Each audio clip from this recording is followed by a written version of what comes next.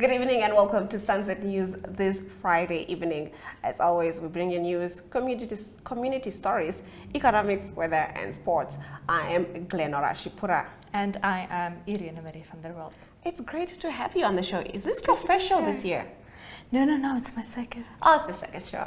Okay, great. I wanted to be your first. It's my first one with you. Okay, so no, that's great. It's especially the way. That's count. Getting into the news tonight.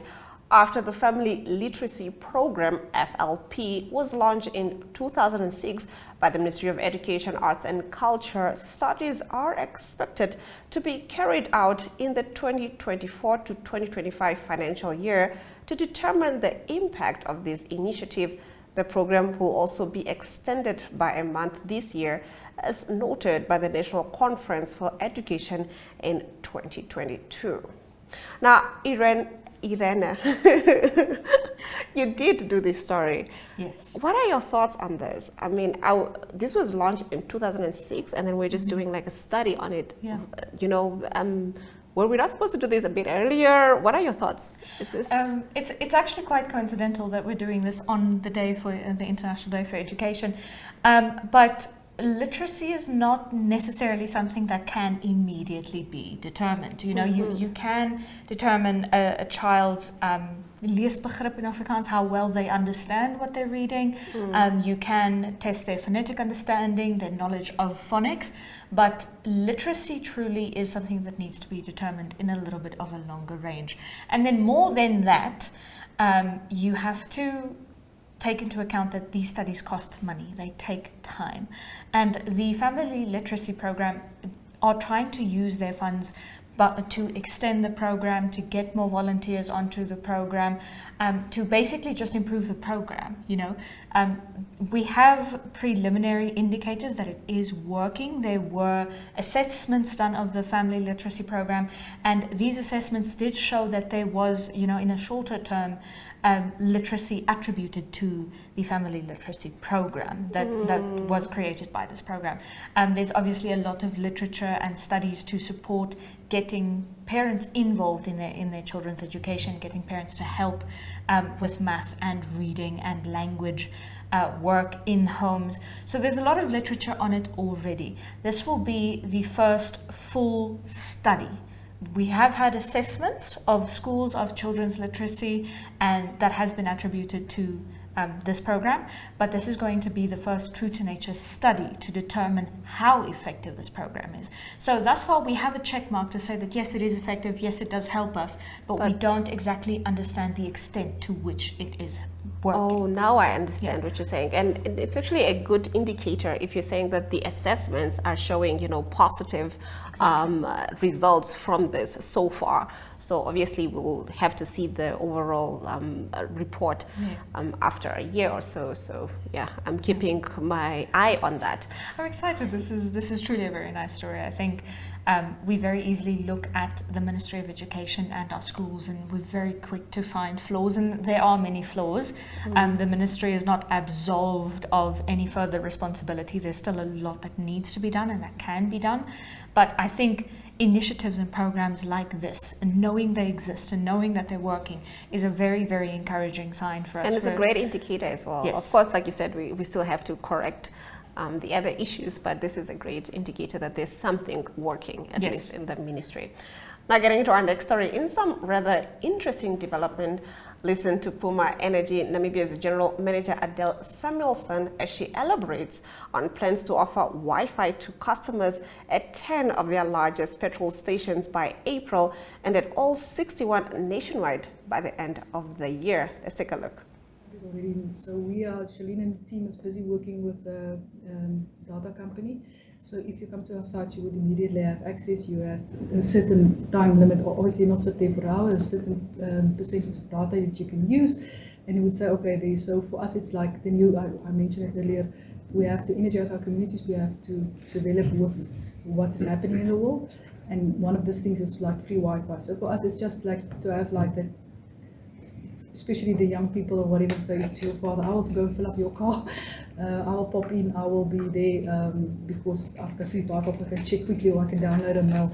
So I think that will something definitely differentiate, because our 61 sites, so we would like to try to do 10 and see how it works. Obviously, sometimes, this thing works well in Europe country, like I said. So Namibia, we're going to try it first on 10 sites and see the data, the connectivity, how it works, how long can it stay on, and what is the benefits. So yeah. I mean, a petrol station is not a place where you spend a lot of time. So I'm wondering how this initiative factors. I actually want your thoughts on this.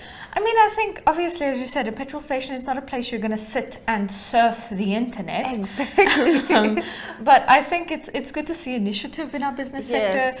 And I mean, obviously, ICT connectivity and access to the internet, access to the information on the internet, in a lot of different and a lot of odd places, has been linked to to better business, better economy, things like that.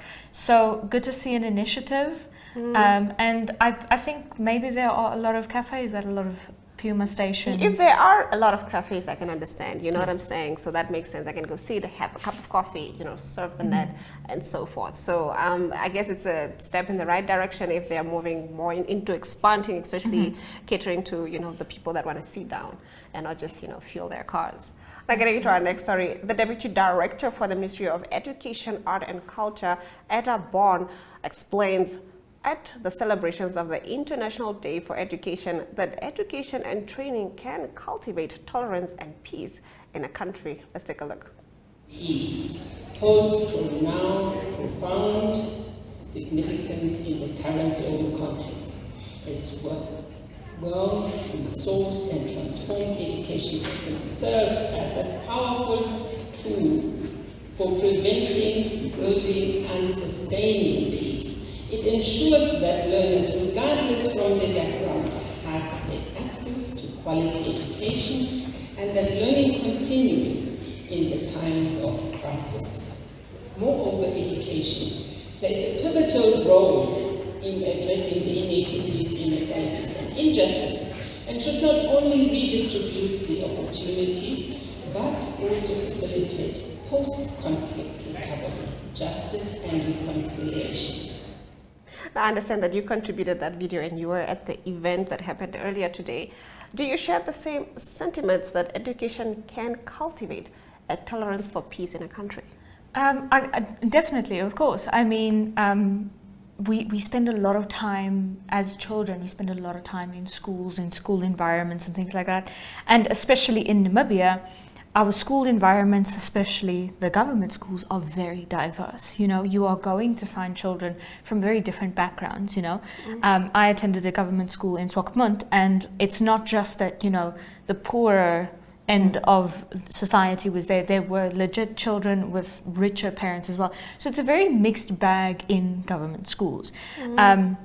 So being able to foster that understanding of somebody who's different from you in that kind of environment, I think is very important. And obviously being able to foster that within the majority of the children in the country, because truly the minority of kids go to private schools, So being able to foster children being understanding of people who are different to them, being able to celebrate differences, I think is a very, very big sort of precursor for lasting peace in a country. So peace and education for lasting peace is the theme of this year's International Day for Education.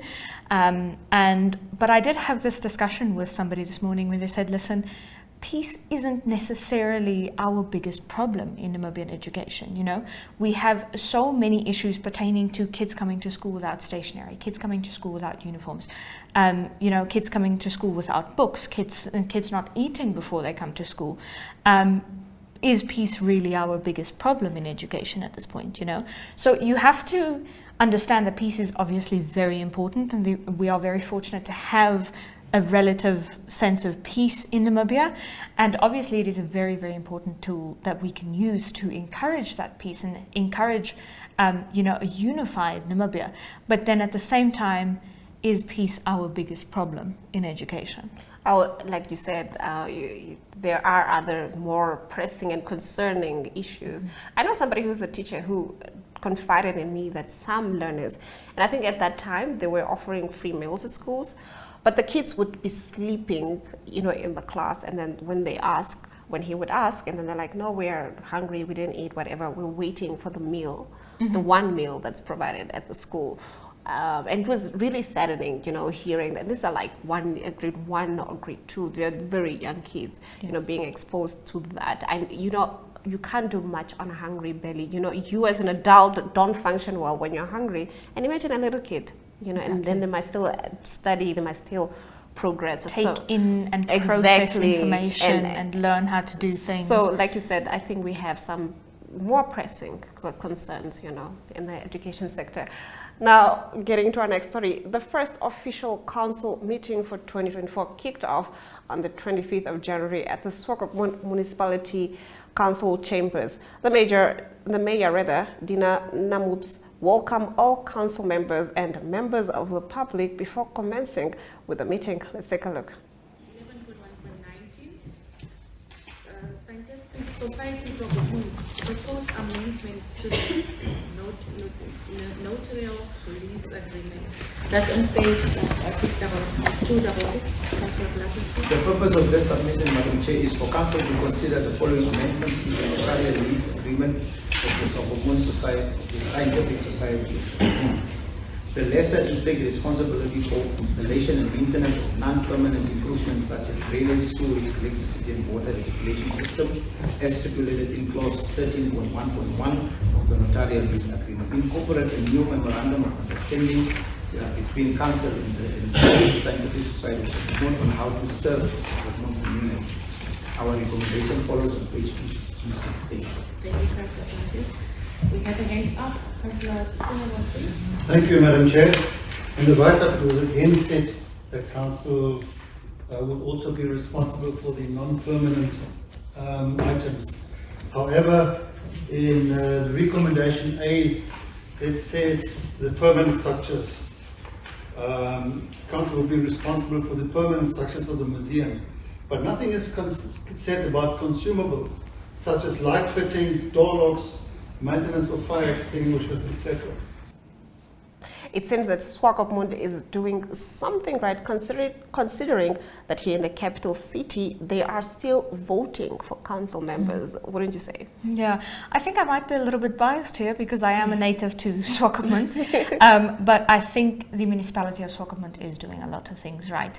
But they're not the only ones, you know, there's a lot of towns and cities that have already elected their council members, that have got it going on for them. But I think when you look at Swakopmund, there is so much being done right. There are open air gyms for residents to use free of charge. And when those open air gyms were constructed initially, after a couple months, they were taken away and people were upset. And then the reason came out to be that they were not done properly the first time, so they were going to redo them the right way. There are mobile pay points, satellite pay points in Matatura and DRC, in Swakopmund. So there's really a lot of things that I think the Swakopmund municipality can be lauded for. Once again, like the Ministry of Education, they're not absolved of any further responsibility, but there definitely is a lot of things going right. No, I've heard great things coming from Swakopmund, so I concur with you. Moving on, in our Community Talk segment, we look at a new initiative that's set to address the pressing need for human capital development within the tourism sector. But before we delve into that, I would like to just say thank you for joining us, but that's all the time that you have for us, right? All right, we'll be right back after the break. We are all seeking connection to each other, to the world, to the spaces we exist in.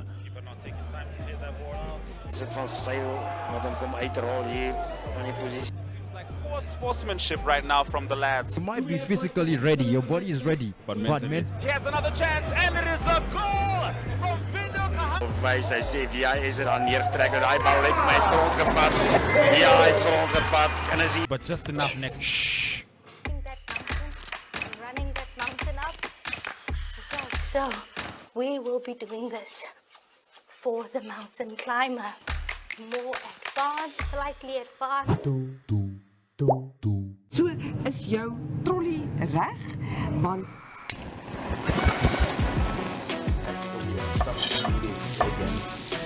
I love that. I love that. So then kickstart our countdown at number 5 with this one. Op Netwerk TV se Klets Kompas gesels ons nuus van 'n Maandag tot Donderdag. Ons kyk ook na die weer en meer. Stories wat jou raak en stories wat saak maak. They've made a mistake in denying me bail, and they've made several other mistakes in many other cases. The channels that teach us something new or reflect our expression. So it goes beyond switching to the right station. It's about choosing the experience that can adorn the present, dressing it with our tastes as we expand our preferences, because what we are actually connecting to is boundless, limitless human energy. And this is the spirit of NTV.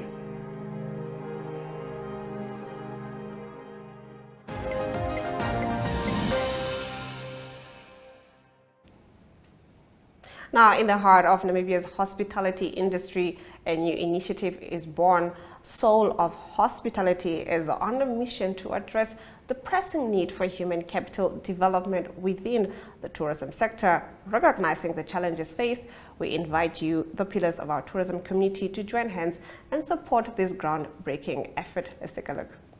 It's very simple. You want a happy employee, then we need to invest in that employee.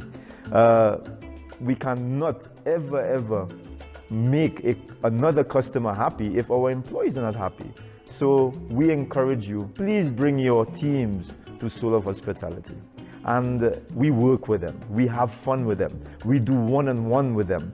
So by them participating in our, whether it is our customer service workshops or our team building, either way, I can assure you, at the end of it all, you will have a more involved team member within your workplace.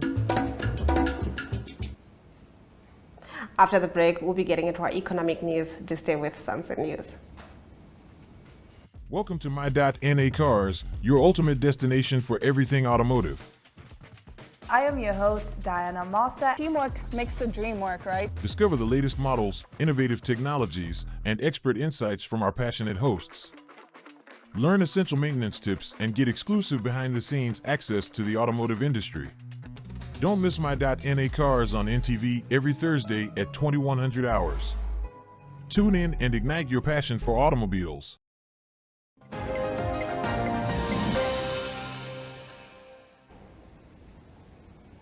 Onto our Market Watch contribution, house prices in Namibia printed a 12-month average growth rate of 3.3% at the end of the third quarter last year, compared to growth of 6.2% the previous quarter and minus 4.5% in the third quarter of 2022. According to the latest FNB House Price Index, the national average house price in Namibia during the quarter under review was 1,218,000 and down from 1,242,000 in the second quarter last year.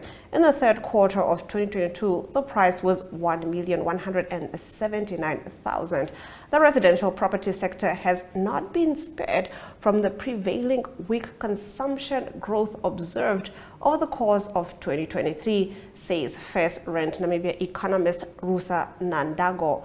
With a shallow interest rate cutting cycle expected, the residential property market will remain constrained as affordability bottlenecks persist, she added. Let's get into our economic indicators. The Namibian dollar trades against the British pound at 23.89, against the euro at 20.42, against the US dollar at 18.79. $2.62 gets you one Chinese yuan. On the commodities market, gold, copper, and platinum went up, while Brent crude oil went down, trading at 0.63%, going for $81.59 per barrel. In international news, we take a look at the ICJ ruling on the case brought by South Africa against Israel. Neo Paints has established a 67-year Namibian legacy, creating personalized paint solutions that blend quality and innovation for the Namibian people.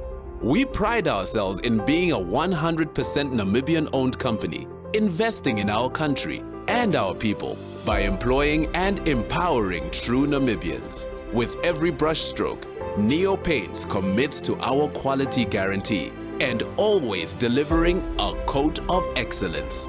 At Neo Paints, we always stay true to our country. We are as Namibian as you.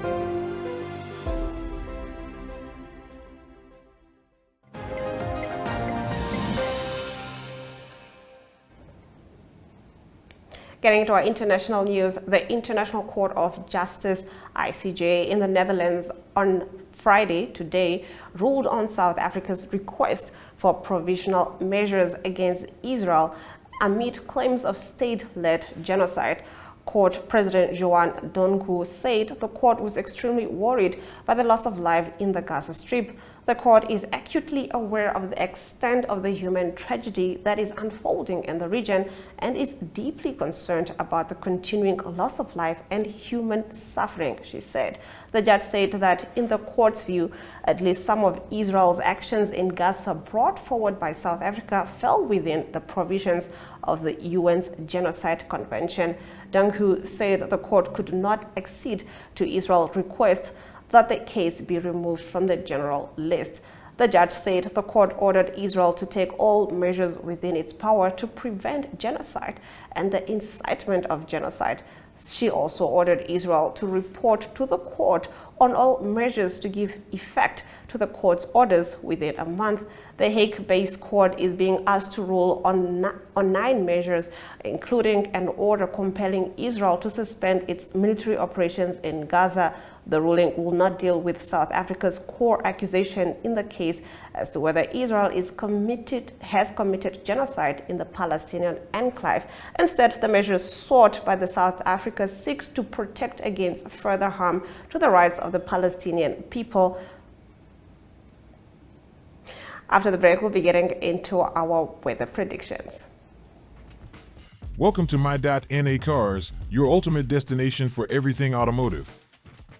I am your host, Diana Master. Teamwork makes the dream work, right? Discover the latest models, innovative technologies, and expert insights from our passionate hosts. Learn essential maintenance tips and get exclusive behind-the-scenes access to the automotive industry. Don't miss My.NA Cars on NTV every Thursday at 2100 hours. Tune in and ignite your passion for automobiles.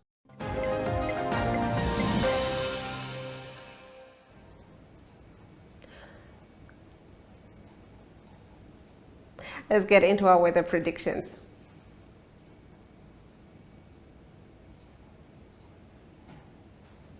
Katima Mulilo can expect partly cloudy conditions with a minimum of 17 degrees Celsius and a maximum of 34 degrees Celsius. Oshakati can also expect partly cloudy conditions with a minimum of 25 degrees Celsius and a maximum of 36 degrees Celsius.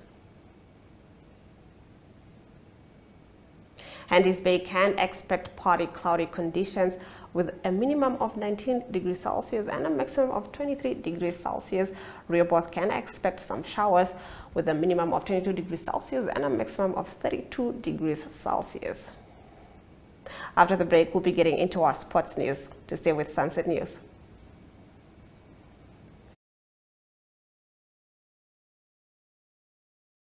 Bonjour, good day, and thank you all that are in the studio for In the Mix. We appreciate the coverage as well. Right here in Ivory Coast, everything has been going well. The team doing well by qualifying, that is to the round of 16. History was made right here in San Pedro with a 0-0 draw against Mali, which was enough to book Namibia a place in the round of 16 with a third best place finish. That was lady luck on our side, as well as hard work from the team. We witnessed great defending from the players as well. However, the big one will be that is in Bouake, where Namibia will be facing Angola, the neighboring country that shares the northern border with Namibia. It is indeed going to be a spectacle. We expect fireworks from the brave warriors. It was a team that is built for this situation, a team that is built for this occasion as well. You know what, the excitement here has just carried us away, party after party, the team celebrating just for making that history. But the focus, as I said, will be shifted to Bouake. It is going to be a big game for Namibia. They will have to beat Angola for the first time. These teams have played over 12 times right now, but Angola has come out victorious on most of occasions, while Namibia has not beaten Angola at all. Angola, we have seen in this tournament, quite a formidable force with a great striking force as well. They have been playing well, and it will be up to Namibia to pull up their socks and battle the Angolans, the Palangas Negras as they call them. It is going to be an exciting match. Namibia, we expect a couple of changes. I think we have seen that the coach also in the last game against Mali made a few changes there, bringing in Ivan Kamberipa, that is for Ryan Nyambe, as well as dropping, that is Petrus Shitembi, who also didn't play in that match. Of course, we saw that Prince Chiweda, Betwell Mudeu, all playing their hearts out, as well as the player on the left back, that was Ryan Hanamup. We do expect him to start that game as well, provided that he is fit with no injuries during training. So it is going to be an exciting one. We need to beat Angola to reach our first ever quarterfinal. Namibia has been making history here, and history is going to be made as well. So thank you so much, viewers. We do expect that match to bring fireworks. It is the Southern African derby as well, and we hope that it is going to produce a masterclass.